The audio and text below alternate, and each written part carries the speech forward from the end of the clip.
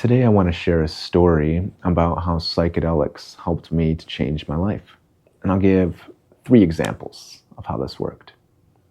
The first one was in my very early days of taking psychedelics. It was an LSD experience. It was actually my 3rd experience. The first 2 were very small, very light, very shallow. And I thought that I was ready. So while I had read, on the one hand, every piece of literature that I could find, and while I listened to, scores of hours of talks and workshops, that doesn't exactly prepare for the actual experience. On the other hand, I took way too much. By my current estimate, I'd say I took probably 12, 9 at the least, probably 12 standard doses of LSD. So if you're listening to this and you're thinking that I got my ass kicked, you're right. I got my ass handed to me. For the next 10 hours of that experience, it was pure hell. I had to sit with my pain, the immense, immeasurable depths of despair that I had carried around for my whole life. I had to sit with being suicidally depressed, which I had been my entire life, and all the pain that came along with it. There was no running away from it. There was no getting rid of it. There was no distracting from it. I had to face it. And while I did fight it and resist it, when I finally ran out of energy from fighting it so much, I had a death and rebirth experience. And after I was reborn, for tiniest, slightest little moment, I experienced what it could be like to live outside of my suicidal depression. It was almost like a God had descended upon me and held a world that he created and let me experience it and live in it for a moment and said, "Would you like to live here?" And of course I said, "Well, yes." And he said, "Go create it." And so after this experience was over, my pain was just right at the front of my awareness. There was no getting away from it, no distracting from it. I was just sitting with it every day and seeing the patterns, how they kept repeating themselves and how they were active in my life at that moment. It was very challenging, very stressful. And looking back on it, I'm not surprised that I made it out of it, but I could have gone another way, that's for sure. So I was working for about 6 months to a year with that pain, trying to figure out what exactly can I do with this? I didn't really have the ability to even focus.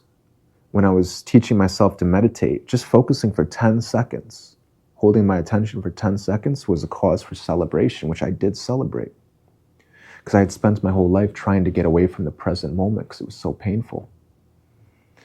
And so I found this inspiration, and this idea said, why don't I smoke DMT every day for 30 days with the intention of sitting with that pain and focusing on it and figuring out what I can do with it.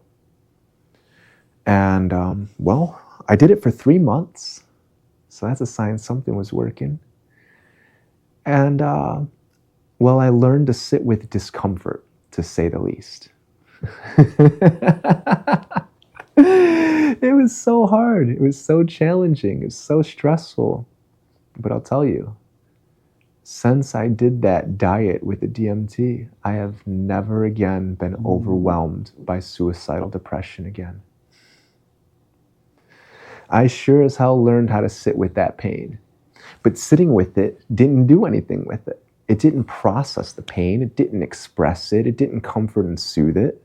It just helped me to identify it. And there was still so much that it was still very difficult to really even make sense of. Luckily, I had a very good teacher who was helping me through this, so I wasn't doing this part alone. I worked on it for maybe another year.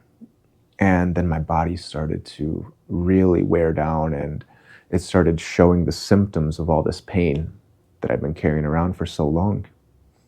My body got really sick. I honestly thought I was going to die. Quite ironic, right? Fate, it would seem, is not without a sense of irony. I finally overcome suicidal depression. I'm not going to kill myself anymore. And now my body is going to die on its own. So needless to say, I had the drive and the desire to make it through this. And yeah, I worked on it a lot. And I finally got diagnosed with Crohn's disease, which for the most part isn't terminal or fatal, but in some cases it is, and this was one of them. So on the day I got diagnosed, the scope, which took about 3 months to figure out what was going on, I'm still kind of under the anesthesia, and the doctor's telling me, hey, we've got to move quick. We want to hospitalize you. We want to admit you. We want to do an immediate urgent surgery, and we want to start biological intervention right away. And I said, no, I'm not going to do that. And instead, I bought a plane ticket to Peru. I went into Iquitos and then went about 5 hours upriver into the jungle and worked with ayahuasca. Now, being on death's door and going 5 hours into the jungle where, you're 5 hours away from the nearest medical facility, the nearest doctor, nearest treatment that you can get. And being there and that isolated and remote and also having incredible health issues was panic-inducing. So I'm working with ayahuasca and I'm having a terrible time. It was so hard, it was so difficult, so stressful. And I'm also reading a book, and I think it was the second to last ceremony, so I'm almost done with my time here. This crazy realization came to me, which was that the pain that I was experiencing in my body, the Crohn's, in my gut, in my throat, my rectum, all through my joints, everywhere, this was very familiar. I had felt this pain all throughout my life. This was the pain of all the trauma. This is the pain of all of those patterns that had been handed to me and that I continued to live. And so the theory was actually quite simple. It was, if I could heal that pain, if I could heal that trauma, could I heal my Crohn's? So I went home and, at that point, I was tapered off of all the pain meds and the other meds that were stabilizing me, but I go home and things immediately go back to how they were. And I was hospitalized 2 more times after this. I did do biological infusions for 5 years, but I never once accepted the surgeries. I never got a surgery.